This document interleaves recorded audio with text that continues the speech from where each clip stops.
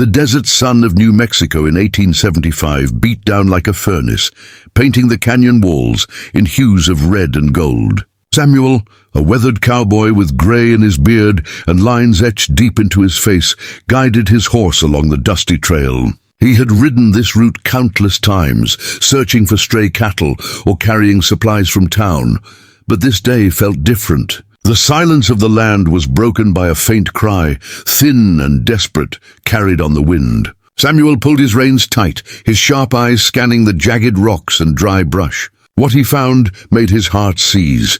2 young Apache women, clearly battered and terrified. One was caught in a tangle of mesquite thorns, her skin scratched raw. The other clutched her leg, blood seeping from a wound, eyes wide with pain and defiance.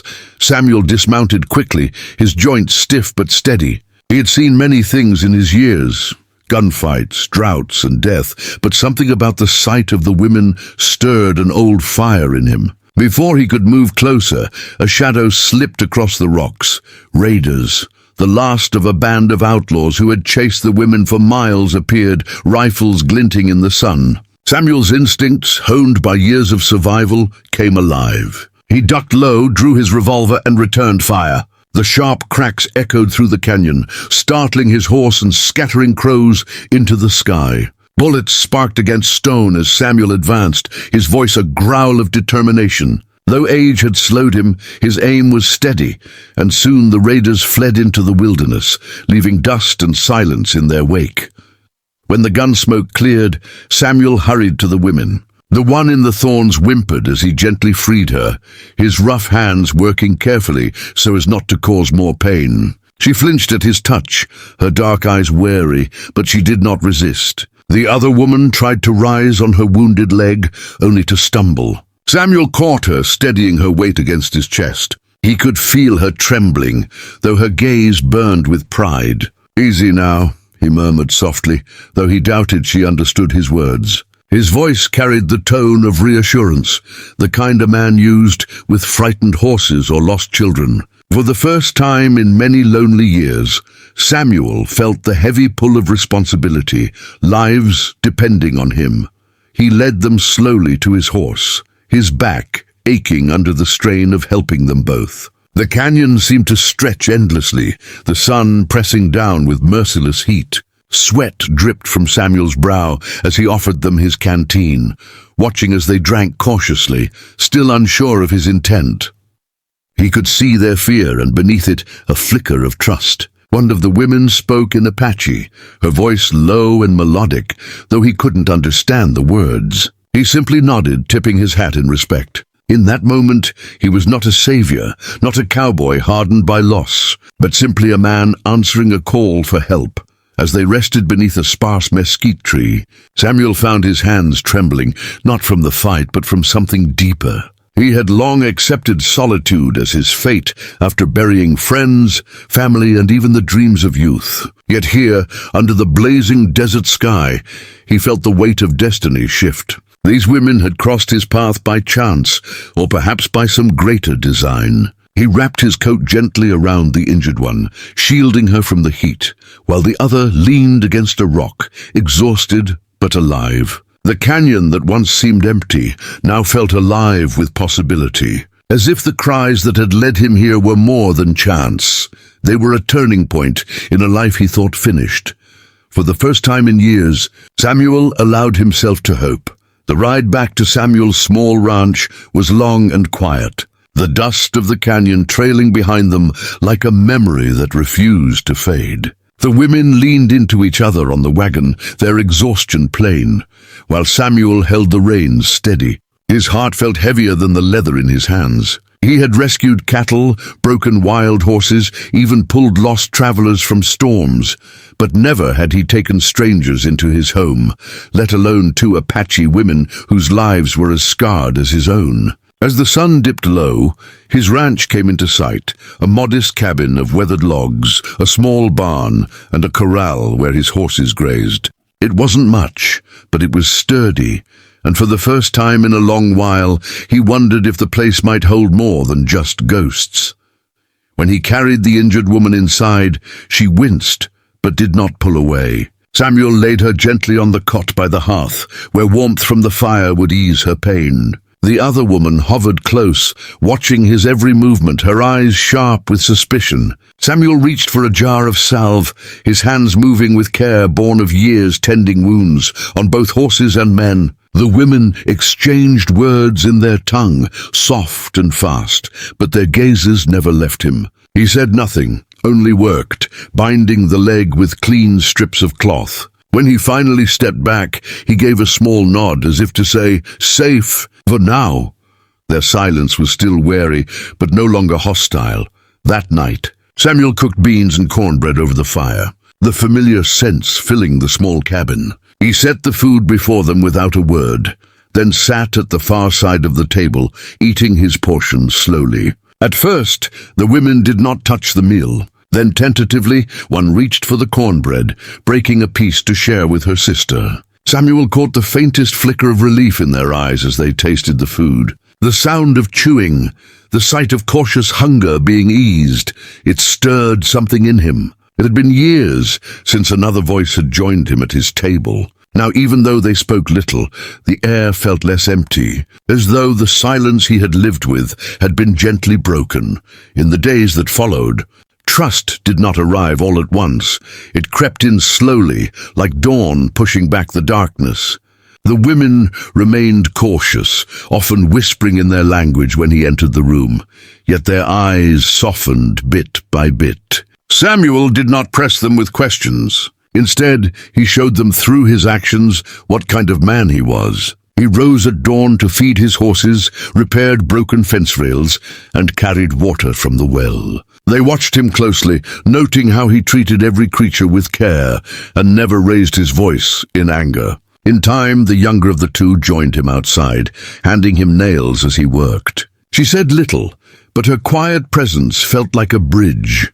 One evening, as the sun painted the sky in streaks of crimson, Samuel found himself listening. For the first time since his late wife had passed, the sound of laughter echoed through his home. The women, seated near the fire, shared stories with each other, their voices animated, their eyes shining. He didn't understand the words, but he understood the joy. It cut through the silence that had haunted him for so long, filling the cabin with something he had thought forever lost. Samuel sat back in his chair, a small smile tugging at his weathered lips. He realized then that his home was no longer just a shelter of wood and stone. It was becoming alive again. At night, when the stars stretched endless over the desert, Samuel sometimes sat on his porch, a pipe in hand, while the women rested inside. He wondered about their lives before the canyon, about the family or tribe that had cast them into such danger. But he didn't ask. Some wounds were too fresh to prod, and he knew enough about grief to let silence do the healing. Instead, he offered what he could: protection, food, and respect. In return, he received something he hadn't dared to hope for: companionship. It was fragile, like the first shoots of grass after winter, but it was real. For an old cowboy who had resigned himself to loneliness, that was enough to stir life in his weary bones. By the end of the week, the women no longer flinched when he approached. They accepted the meals he prepared without hesitation, sometimes even helping with small chores around the cabin. The injured one began to walk with the aid of a stick Samuel had carved for her, while her sister fetched water from the well with steady steps. Samuel watched them quietly, never intruding, but every moment seemed to remind him that he was not as alone as he once believed. His ranch, once filled only with the whisper of wind and the creak of old wood, now carried the sound of life, of voices, of movement, of healing.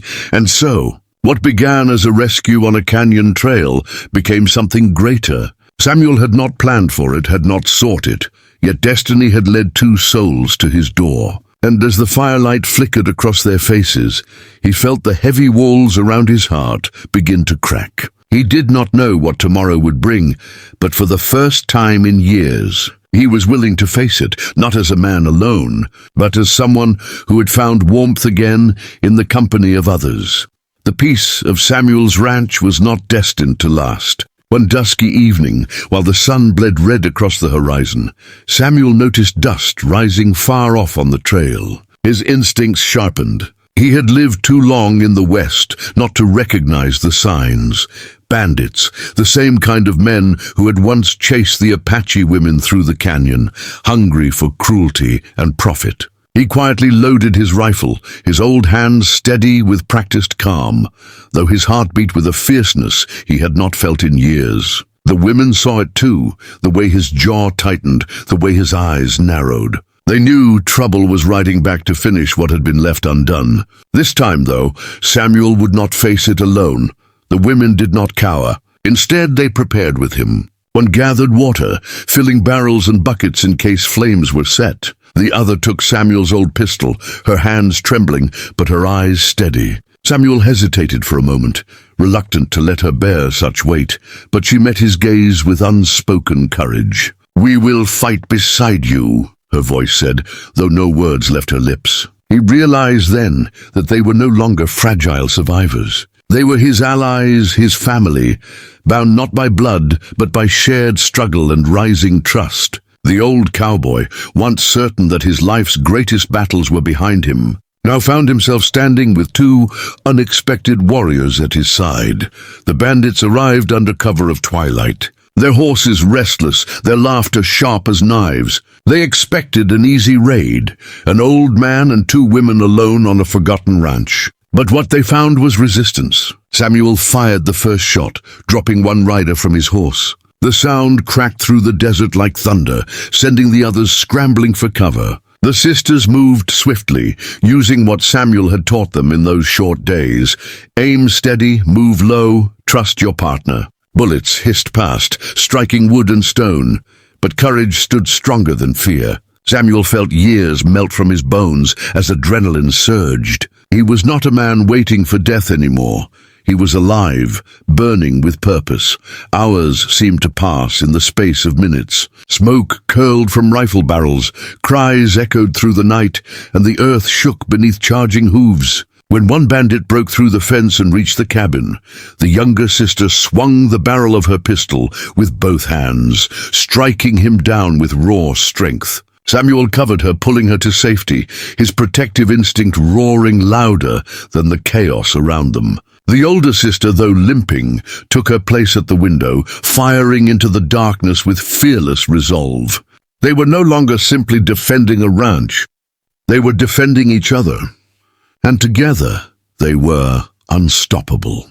When at last the dust cleared and the last of the raiders fled into the black desert, silence returned, heavy and deep. The air smelled of smoke and gunpowder, the ground littered with broken wood and scattered shells. Samuel lowered his rifle, his arms trembling now with exhaustion. The sisters stood beside him, their faces streaked with soot, their eyes glowing with a fire that came only from survival. For a long moment, none of them spoke. The bond forged in the blaze of danger was stronger than words could carry. Samuel looked at them, and for the first time in years, he did not see emptiness in his future. He saw possibility. In the days that followed, the ranch became more than a shelter. It became a home. Repairs were made together, fences mended, windows patched, the barn rebuilt. Laughter returned, not as an echo of survival, but as a promise of tomorrow. Samuel would sometimes catch the sisters watching him as he worked, their eyes soft, their smiles carrying something unspoken, yet powerful. He felt it too, a warmth that filled the hollow space his late wife's death had left. It wasn't about replacing what was lost, but about discovering that life still had gifts to give, even in its twilight. One evening, as the desert sky blazed with stars, the women sat with Samuel by the fire. The younger of the two, whose laughter had once filled his cabin for the first time, placed her hand on his. The older sister leaned closer, her voice soft yet steady, as she said in broken English, "You are not alone anymore." Samuel's chest tightened, his throat too full to speak. He had spent years believing his story was finished, that all he had left was dust, silence, and fading sunsets. But now, with two women beside him, two souls who had fought, healed, and laughed with him.